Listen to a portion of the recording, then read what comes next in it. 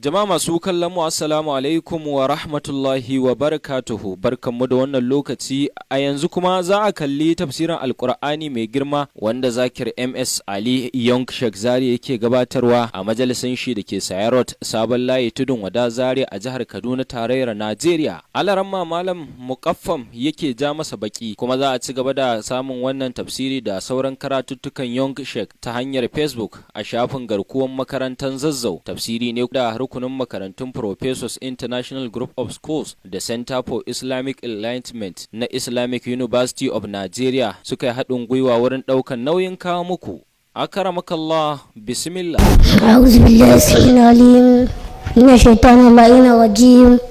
بسم الله الرحمن الرحيم. نحمده سبحانه وتعالى حمدا يليق بجلاله وكماله،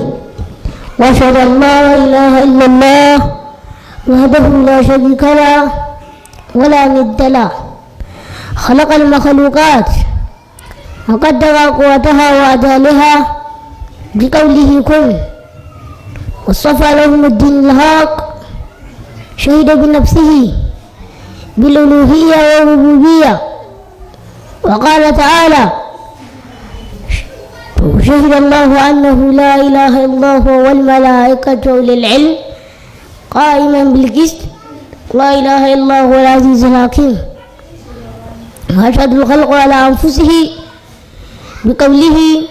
ألست بربكم قالوا بلى فشهدوا على أنه ربهم، وأصلي وأسلم على خير خلقه محمد بن عبد الله صلاة وسلاما دائمين متلازمين إلى يوم الدين. ورضي الله تعالى عن صحابته على طهار الأبرار الخلفاء الأربعة أبي بكر وعمر وعثمان وعلي، وعلى سائر الصحابة وأزواجه أمهات المؤمنين والتابعين لهم ومن تبعهم بإحسان إلى يوم الدين. يا أيها الناس اتقوا ربكم الذي خلقكم من نفس واحدة وخلق منها زوجها وبث منهما رجالا كثيرا ونساء، واتقوا الله الذي تساءلون به والأرحام إن الله كان عليكم رقيبا. رب اشرح لي صدري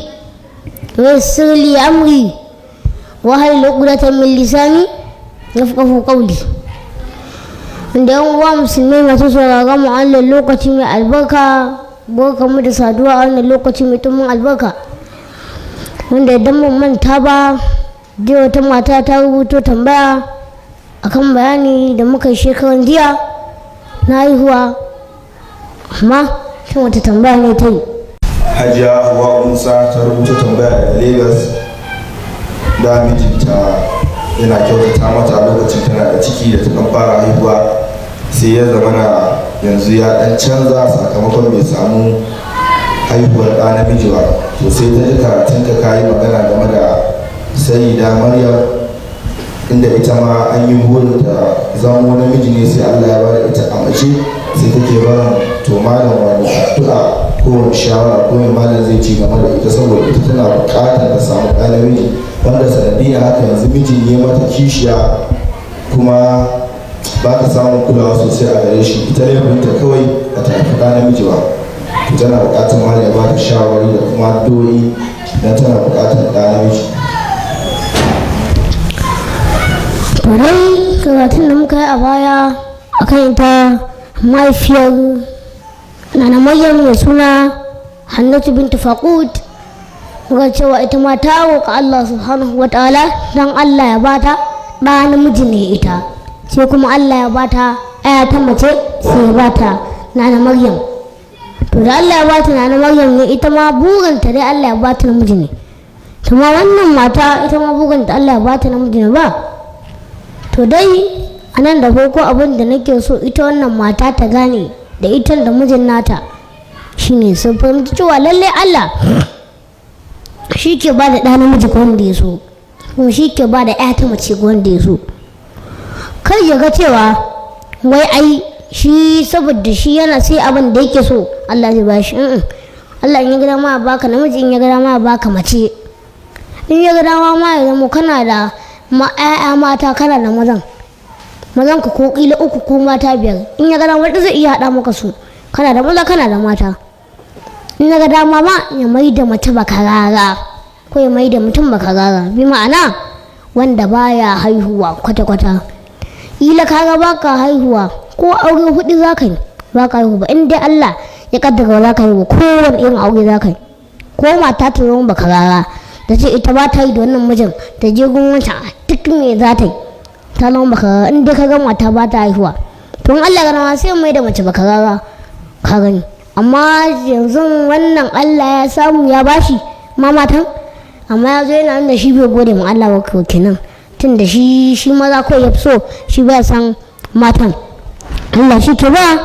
mu wanda ya so, kamar yadda Allah ya faɗa a cikin Alƙur'ani mai girma cewa lillahi mulku samawati wal ard yakhluqu ma yasha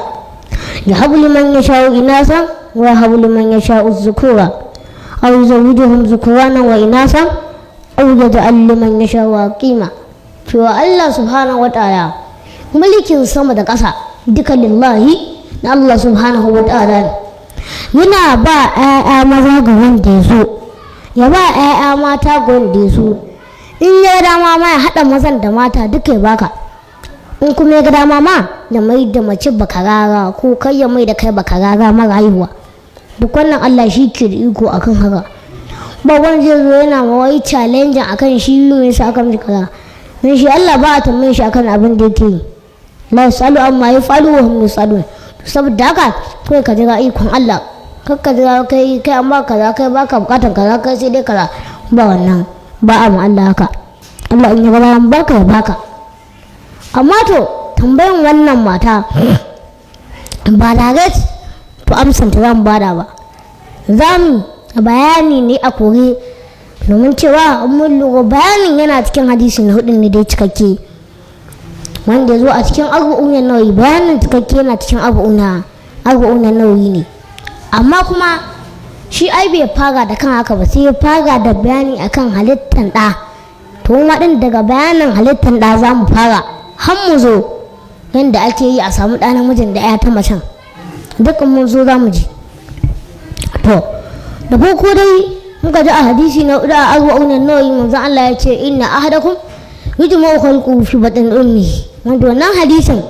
kuma Abdullahi bin Mas'ud da goyo shi daga manzon Allah ya ce wa huwa sadiqul masduq, sai ce inna ahadakum yujma'u khalquhu fi batni ummihi 40 yawman nutfatan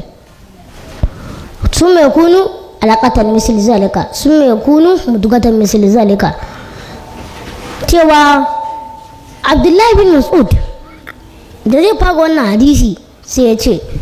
wa huwa sadiqul masduq, shi fa manzon Allah mai gaskiya ne, abin gaskatawa ne. domin shi manzon Allah duk abin da manzon Allah sallallahu alaihi wasallam zai faɗa ba son zuciyar shi yake faɗa ba, domin shi Allah subhanahu wa ta'ala yake mishi wahayi, domin cewa shi la yantiqu anil hawa in huwa illa wahyun yuha. To manzon Allah fa duk abin da ya faɗa shi wahayi Allah yake mishi, ba son zuciyar shi yake faɗa ba. Sai sa Abdullahi bin Mas'ud da ce to wa huwa sadiqul masduq, shi mai gaskiya ne abin gaskatawa. Kuma bayan haka abin da manzon Allah zai faɗa mana a wannan hadisi abu ne wanda ya shafi ilimin gaibu. Duk ilimin mai ilimi, duk binciken mai bincike bai isa ya gano wai cewa wai ko ɗa namiji za a haifa ko ya ta mace bane, bai isa ba. Balantane da ma a wancan lokacin su ba su da na'ura da za a gane ko ɗa namiji ne, balantane a ce ai na'ura aka haska aka gane ko namiji za a haifa ko na mace. A wancan lokacin ba su da wannan na'uran, ba su na'ura. Amma sai ga shi ko a yau manzon Allah sallallahu alaihi wasallama sai ya mana bayani talla sala ya ce mana inna ahadakum yujma'u khalquhu fi batni ummi. Manzon Allah ya ce 40 yawman nutfatan, cewa lallai ɗayan ku ana mai hada halittan sa ne fi batni ummi, a cikin mahaifiyarsa za a hada halittan mutum 40 yawman nutfatan, kwana 40 yana mai gudan mani, kwana 40 kenan. Sun mai kunu alaƙatan, daga nan kuma sai koma sandararren jini haka ba na kake ba. to a nan gurin malamai suka yi bayani talla-talla akan wannan hadisi, saboda bayanan da malamai suka yi bayani ne mai faɗi, na da faɗi sosai. to amma a cikin wannan bayanan ne za mu zo har mu ji tambayan wannan matan da ta yi. to da farko malamai dai suka ce idan maniyin namiji ya haɗu da ruwan mace, ko kuma dai in ce ita ma ɗin nata hakan, amma duk da malamai sun ce ita na mace nata sai dai a ce mishi ma'ul mar'ati ruwan mace. to idan ya haɗu da na namiji sai su watsu, in suka watsu ne tsawon kwana 7 sai su haɗu da su kumfa-kumfa. to ba sun haɗu da wa'annan kumfa-kumfan ne a tattare da su wannan ruwan akwai wasu ƙwayoyika ƙwaya burjik waɗewa suna da yawa. to duk ƙwayan da ya shiga cikin mahaifa, to wannan ƙwayan da ya shiga in za a halitte shi ko ba za a halitte shi ba sai ya shiga. in aka yi sa'a biyu suka shiga za a iya haifi 'yan biyu Hassan da Husaini, in uku suka shiga za a iya 'yan uku, wanda dai Allah ya kaddara za a halitte shi ko ba shi za a halitta ba a wannan ƙwayan sai shiga cikin mahaifa. in ya shiga cikin mahaifa dama akwai mala'ikan mahaifa, sai ɗau wannan ƙwayan sai ya ce ya ubangiji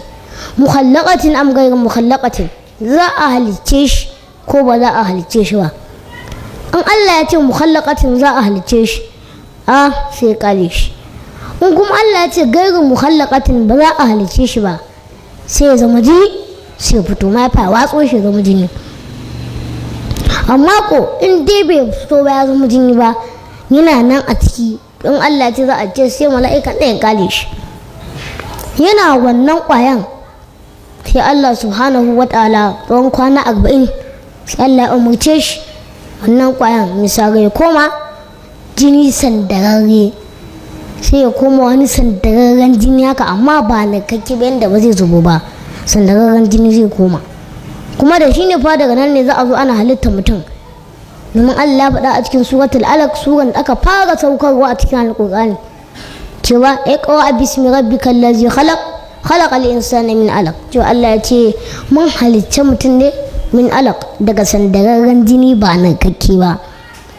to wannan sandararren jinin Allah sai ya umarce shi zama sandararren jini. to in ya zama sandararren jini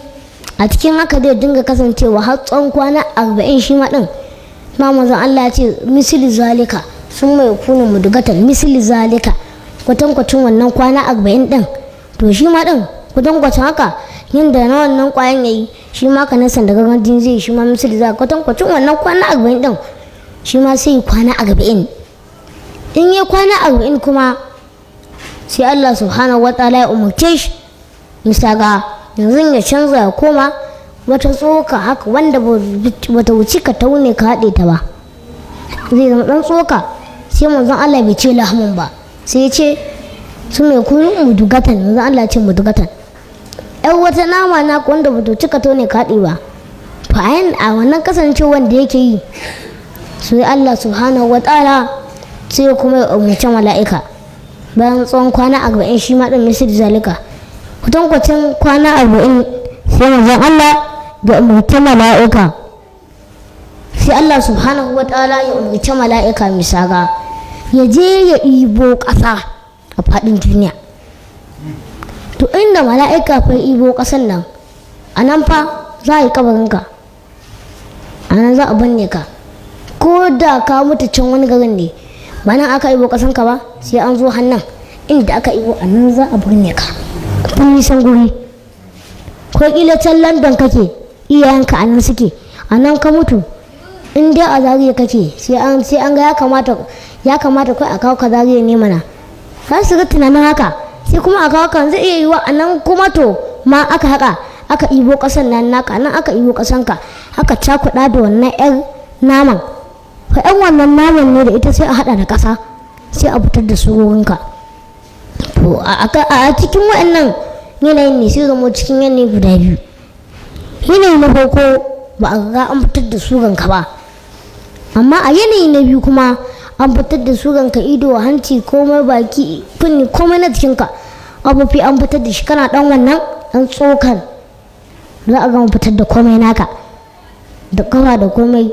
To a cikin haka sai ga mutum yana karuwa cikin siffa na mutum da mafi kyawun daidaituwa. To haka ne in lokacin fitowar shi sai fito, in kuma bai ba haka za a jira har sai lokacin fitowar shi. To haka Allah subhanahu wa ta'ala shi ke da ikonsa. To amma a nan za mu yi bayani a musulunce, to shin yaushe ne ko ya ake yi a samu ɗa namiji ko ya ta mace, kuma ya ake yi ɗa ya zama yana kama da mahaifinsa, kuma ya za a yi ɗaya ta yi kama da mahaifiyarta ko kuma dai ɗan ya ake yi. To a nan gurin dai malamai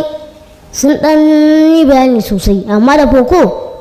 za mu ji bayanin da manzon Allah sallallahu alaihi wasallam ya yi in ana so a samu ɗa namiji, kamar yadda ya faru wanda cikin malaman Yahudawa dogon manzon Allah sallallahu alaihi wasallam ya ce, ya Rasulullahi, shin ya za a yi mutum ya samu ɗa namiji, me za a bani, yadda ya dai za a yi a samu ɗa namiji, kuma ya za a yi a samu ɗaya ta mace, wata hanya za a bi. Sai manzon Allah ya ce mishi, ai kawai dai iza ala maniyyu rajuli maniyyal mar'ati azzakarun bi iznillah, wa iza ala maniyyul mar'ati maniyyal rajuli unsa bi iznillah. Manzon Allah ya ce idan ruwan namiji ya zamo shine a sama na mace kuma a ƙasa, kaga ga shiga kenan, ne ga shiga sai na ta zuwa ƙasa, kaga na shi a saman kenan, to za a samu ɗa namiji da yardan Allah. In kuma ruwan mace ne ya zo a sama, za a samu ɗaya ta mace da yardan Allah. Inji manzon Allah sallallahu alaihi wasallama ya faɗa haka. To da manzon Allah ya faɗa haka, to sai malamai kuma suke ta tattafa albarkacin bakin su suka ce, to ta manzon Allah da ya ce za a samu ɗa namiji, to ya za a yi shi ruwan namijin ya zo a sama a samu ɗa namijin, kuma ya za a yi ruwan na macen ya zo a sama a sami ta mace, ya za a yi? To malamai sun tattafa albarkacin bakin su. Wasu malaman suka ce kamar irin su malam Dr. Abdulrahman Al-Yahya ya faɗa a cikin littafin sa mai suna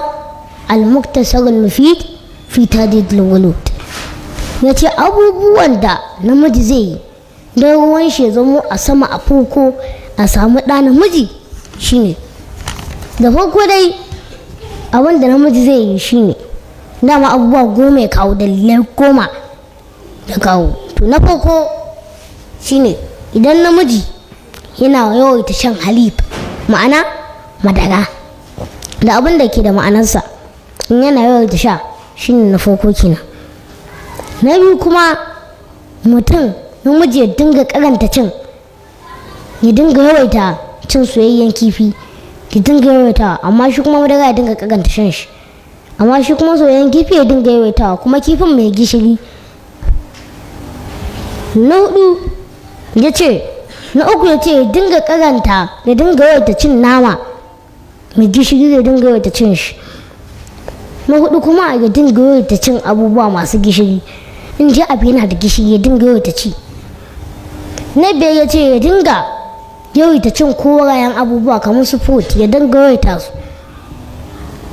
Na shida ya ce ya dinga yawaita cin citta. Na bakwai kuma ya ce ya dinga yawaita shan shayi da Lipton. Na takwas ya ce ya dinga yawan shan abu masu tsami, in abu yana da tsami ya dinga yawaitawa. Na tara kuma ya ce zai bar wannan abin ne lokacin matar tana ɗaukan ciki zai daina, kuma sannan bugu da ƙari ita ma ɗan ba ta daina cikinta ba in daina yin waɗannan abubuwa. Sannan kuma na 10 ya ce kuma sannan in ya kai ta asibiti ya dinga shawara da ɗabib, ma'ana dakta, don neman ƙarin bayani da kuma shawara. Ya ce haka, amma ko in aka haka to insha Allah ruwan shi zai zo a sama a samu ɗa namiji bi izinin lahi, inda malam Dr. Abdulrahman Al-Yahya. To amma kuma shi ana namiji a gurin korayen abubuwa da aka ce dinga yawaita korayen abubuwa har da su wake, dinga yawaita cin wake, shi namiji kenan. To in aka haka ya bi wannan tsarin insha Allah sai a samu ɗa namiji da izinin Allah. Kaga sai mani shi zo a sama a samu ɗa namiji ya gashi ga mahaifa kenan. Amma ita ko ta mace in tana so ta samu ƴa ta mace ko kuma kai namiji kana so ka samu ta macen, yanda za ka yi shine abin da za a yi a samu ƴa ta mace. Abubuwan nan da muka ce shi namiji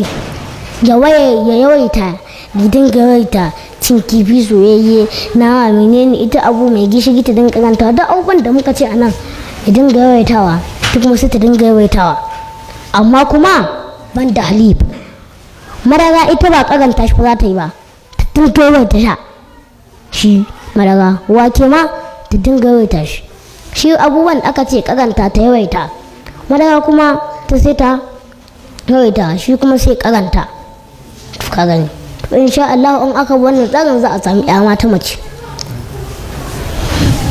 Ji malam Dr. Abdulrahman Yahya ya ce haka. Kaga da fatan wannan tambaya na wannan mata da ta yi Allah sa ta fahimci tambayanta, kuma mun dai ji bayanin yadda namiji zai zo a sama a samu ɗa namijin da yardan Allah. Wanda kuma ga ƙarin bayani da malamai ma suka yi, suka ce to ya za a yi ɗa ya zama yana mai kama da mahaifin shi ko da mahaifiyar shi. To dai malam Usman bin Umar Albunas ya ce yadda za a yi ɗa ya zama yana kama da mahaifinsa ko mahaifiyarsa shine idan maniyin namiji ya fi yawa a cikin mahaifa, kaga wannan maniyin nata da ya fi yawa a mahaifa, to ɗan da za a haifa sai ya kama da mahaifinsa tun da nashi ne ya riga shiga mahaifa, to kaga ɗan da za a haifa sai fi kama da mahaifinsa. In ji Dr. Abdulrahman Yahya, in ji malam Shakumar Albunas ya faɗa haka. Idan nashi ya fi yawa kenan, ko da na macen shi ya riga shiga mahaifa,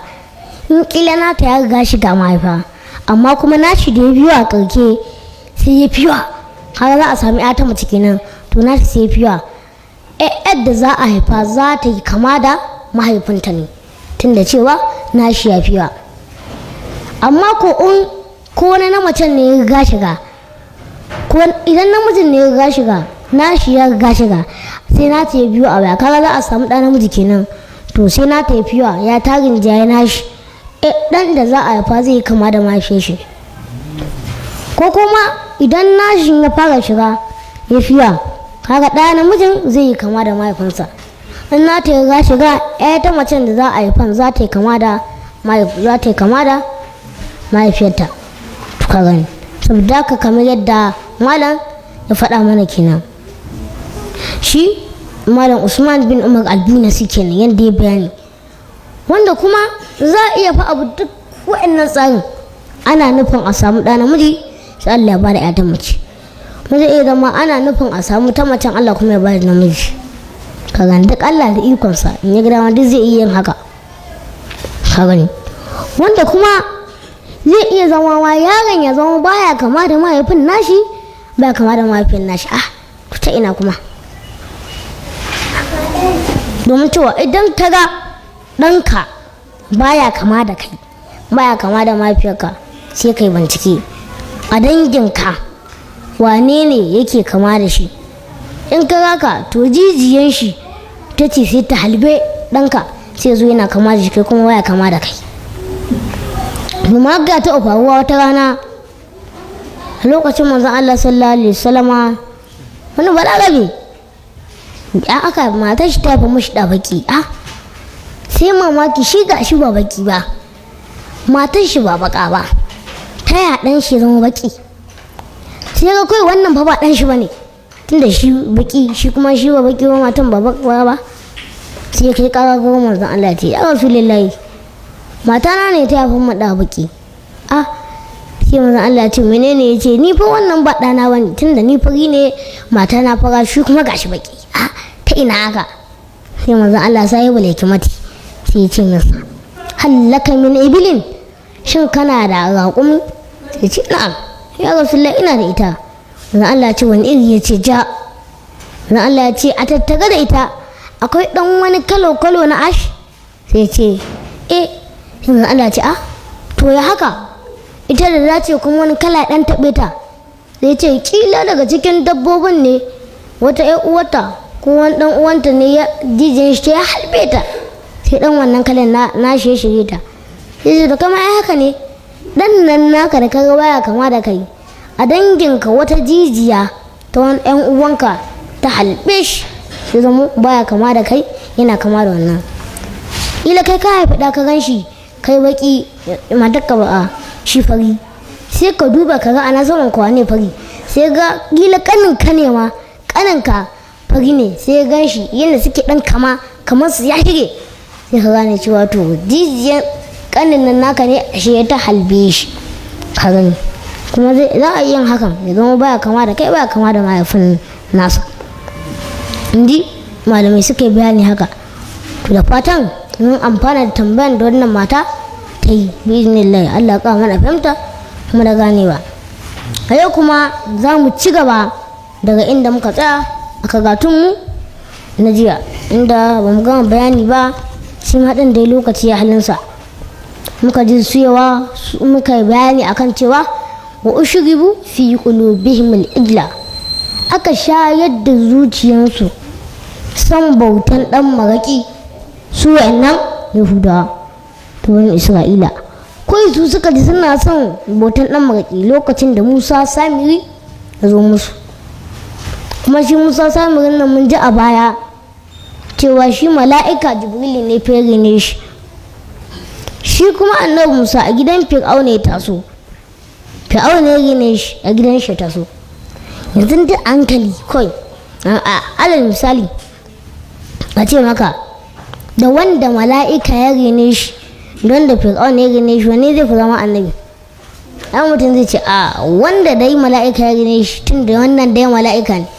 amma kuma sai zama da cewa mai Allah ya kaddara cewa wannan mutumin kirki ne wannan shi kuma mutum banza sai ya zama cewa shi musa samiri sai zama dama tun fil aza Allah ya kaddara cewa shi ba fa mutumin kirki ba ne can amma Allah ya rubuta kuma gashi mala'ika ne ya gane shi kuma annabi musa Allah ya rubuta dama can tun fil azal mursali ne ma duk da mata so a gidan fiƙona balantane a ce ai zai iya zama ko alifa ma fiƙona tun da yayin da yake ganin ayyukan shi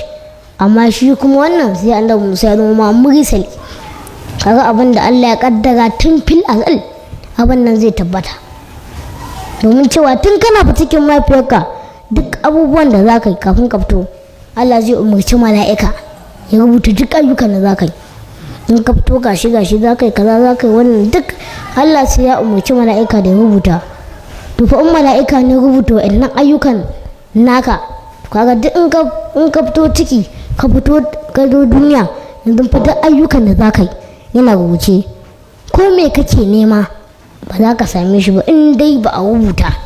a littafin nan na ayyukan ka ba ko ta hanyar wa za ka bi ko kuɗi kake bukata ka ranka talaka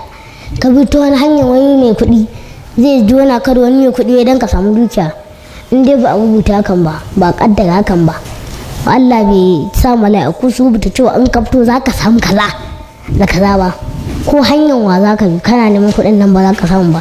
saboda mene Allah bai kaddara ba kuma in Allah bai kaddara cewa za ka zama mutumin kirki ba ko malami babba da ake gani mutumin kirki ne ko wane ne in dai ko tasowa a gidan shi kai in dai Allah bai kaddara kai mutumin kirki bane sai dai ka taso ka ganka a mutum banza kuma ana ganin malamin nan ya kamata ka halayen shi ma na mutanen kirki in sai aka saba na haka saboda cewa Allah ya kaddara tun fil azal kai ba mutumin kirki bane kai ka gani haka abin yake in Allah ya kaddara to fa dole ne in kuma Allah bai kaddara ba kaga mala'ikun nan su ba su rubuta ba tunda su la ya asuna Allah ma amruhum in Allah ya ce su rubuta sai su ce za ka samu kaza za a yi kaza saboda haka duk ayyukan da kuma kaga kayi mala'ikun nan fa sun ga su rubuta shi ne duk ayyukan da za ka yi domin cewa manzon Allah sallallahu alaihi wasallam mun lura za mu ga hadisin manzon Allah da yake cewa yumaru bi katabi rizqihi wa amalihi wa adalihi wa shaqiyyin aw sa'idin to wannan hadisi na manzon Allah da yace za a umurta mala'ika bi katabi rizqihi Allah zai umarce shi rubuta arzikinka